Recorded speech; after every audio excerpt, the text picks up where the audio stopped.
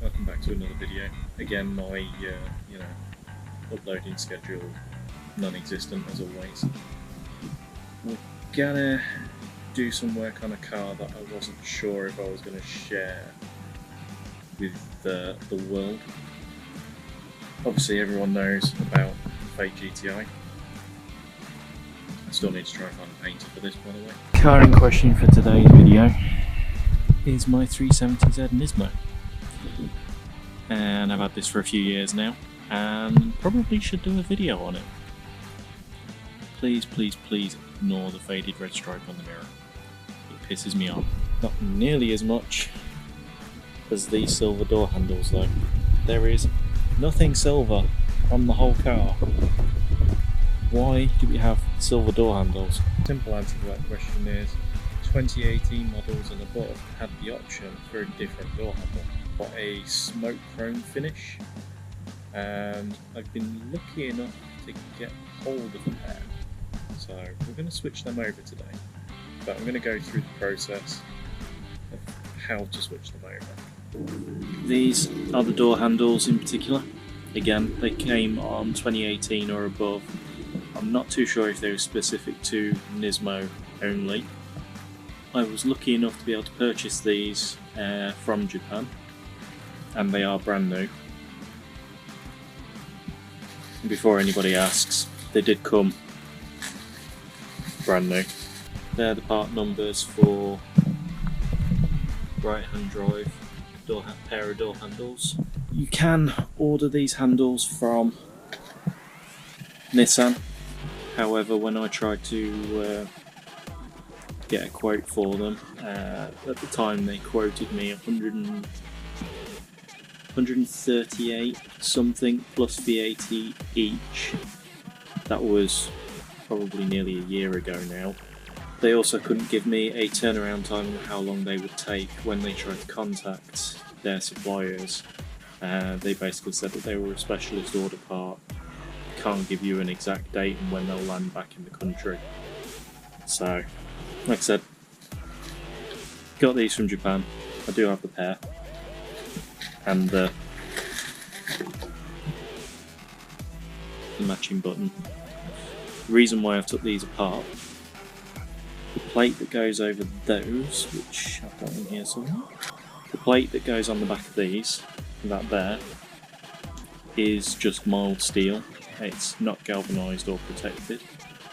So I've quickly whipped them apart, painted them black in enamel black so they won't rust. Basically, when you're pressure washing the car or cleaning the car, these micro switches are weather sealed, so they don't corrode, but the plates rust. And because it's only thin metal, eventually when you push the button, your finger's going to go through and your micro switch is going to be dangling inside your door. So I've just painted them to stop that possibility. I can't stop the screws from rusting, however I can swap them out for stainless if I wanted to. The only thing I will say is these are absolutely smeared in thread lock when they're sent out, so be very gentle when you're taking them out. Unwind, wind it back in, just repeat that until it's all the way out, and hopefully you won't snap one of the screws. The reason why I've took these out, well, I'll show you in a minute. These wires disappear inside your door. To get to the bolts holding the hand up, they're just under these two grommets here. I'm not too sure if that means taken out as well, but I'm sure I'll find that out in a minute. But let's start by getting these off and see what is hiding under door number 1 and 2. The big screw. Okay, and that's going to be the same for that one as well. Grab tools, crack on. So I've used a 10mm to loosen those two off, but I've got a very sudden fear about these dropping way down inside the door, so I think it's going to be a magnet of some kind to try and pull them out with. Doesn't look fun. 2 for 2. Stick some tape in the end of your socket, press it onto the bolt. Bolt can't come off. Should come off now. It looks like it is. I'm trying to figure out which way it comes off. Oh, like that. Okay, so twist slightly. And now to come straight away, I can tell I'm going to need to tape the edges of the door, otherwise I'm going to mangle this. Also need to clean. So the door handle was a little bit of a faff. The reason why I've left this in place rather than undoing it like I said earlier, the wire is way down inside there for the plug. It's not exactly easy to get to. So I've just unbolted it and then swapped the micro switch cap over. There's the new micro switch. Cap swapped over. Still works. This is a little bit of a pain in the arse. You kind of have to give that a little bit more of a hero tug than you initially think, so don't be too scared. I put something underneath in between and just popped it out. The tape is a must. You definitely need to tape up around the door so you don't scratch it. That's the new handle. Put the switch back in, screw it up, and then that's done. Let's get on to that now, shall we? Ignore the greasy smears on these handles. I think I'm probably going to end up having to wrap these to reduce that or make it less noticeable. That's the difference. Quite a bit. I like it. So I'm following the same process on this side. 2 bolts already out. I'm thinking this side's going to be slightly different because I've got a feeling that holds your lock barrel in place. Could be wrong, it could be separate. So far it looks like it is. Okay, so lock barrel needs to come out then, which looks like a Torx. Oh yeah, okay, that makes sense. Lock barrel's held in place as well, so that should come off the same way as the other side. So get the top out and then I should be able to twist it like that. See there the little bit at the bottom there? Yeah, okay, that works. And I just did then, but it just came out quite a lot more.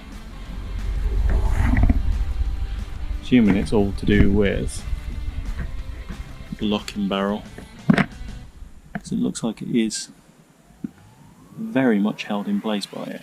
So looks like there's a bolt there. Okay, this one's more of a pain in the ass. So the barrel is held in by a 10mm bolt next to the one on the top there. It's the one to the left. You have to kind of get it in a little bit, and then a 10mm spanner. You should just be able to spin it off by hand afterwards, but it is a pain in the ass. Reassembly is going to be fun. That's it all apart. Now it does look like you can pop the plastic off on that lock barrel, which probably would make it a little bit easier, but I've managed it my way, even though I do think it was very much the harder way.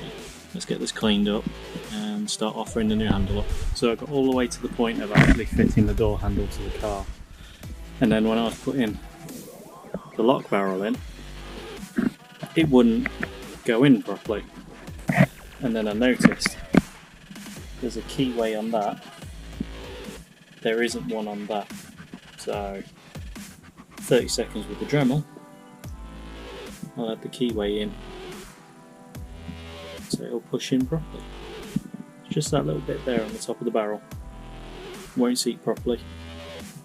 Okay, some time has gone by. It's a little bit dark out, but I had to do 2 things. So I've obviously had to notch out that keyway there for the barrel, but I have also had to shave down the flange for the back of the barrel because it was too far back, and I noticed that if I went ahead with that, it doesn't line up properly with the bolt and the door. So I've shaved it, trimmed it back as far as I can without it looking dodgy, and now it bolts up flush with the 2 bolt holes on the top there. and it lines up with the bolt hole on the door. A lot more effort than I wanted to put in for a pair of handles, and I'll be honest, a little bit risky as well, but fingers crossed it pays off. Next clip will be this fit to the car. As you can see, handles installed and the driver's side, and my butchery worked out absolutely perfect. That was far more effort on the driver's side than I was expecting. There must be, like I said, there must be some sort of barrel difference between the earlier models and like the 2018 with those handles. The other thing I noticed as well is the new handles I've just fitted are completely plastic, so they're a lot lighter. And the original ones I took off seem to be like a mix of plastic and alloy, or some sort of mix. It's got PVC stamped on it though, so I don't know if they're plastic, it's just more dense. Either way, new handles fitted, and I very much like them. It makes a big difference to the size of the car. You get rid of the silver accent now, which, like I said, there is no silver on the car, so why? Why did they suddenly decide in 2018, smoked chrome looks quite nice? Why not have just made that an option on all Nismo models? Again, part numbers will be in the description below. I got mine from Japan, and I paid considerably less than what I would have from a dealership. The yen at the minute is pretty low. I mean, it's peaked, it's got higher, but it's not made a massive impact or difference in terms of cost. Overall, happy with what I've done, and I will catch you guys in the next video. When that'll be, I have absolutely no idea.